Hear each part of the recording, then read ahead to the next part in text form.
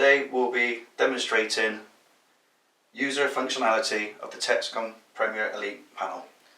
To part set the Texecom Premier panel using a 4-digit code, first enter your 4-digit code at the keypad and then press the part button, and when prompted to do so, press yes.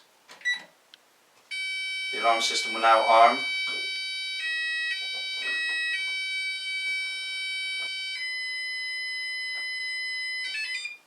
The alarm system is now part set. To unset the Premier alarm system after a part set, enter via the designated entry route and enter your 4-digit code at the keypad.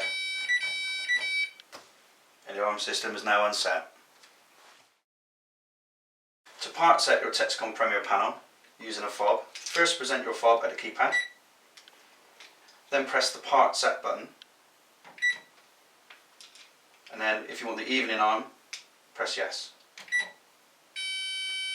The system will then arm part of the area of the premises.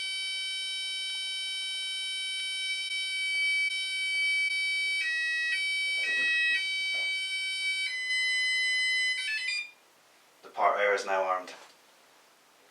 To unset the Premier alarm system after a part set, enter via the designated entry route.